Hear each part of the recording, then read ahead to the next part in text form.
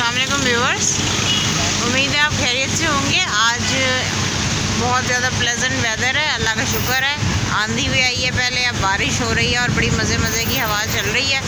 हम इधर बाहर रोड पे फिर रहे थे, सोचा कि आपको वीडियो बना के दिखाते हैं कि मौसम कैसा है। लोग इंजॉय कर रहे हैं, आ रहे हैं जा रहे हैं लोग।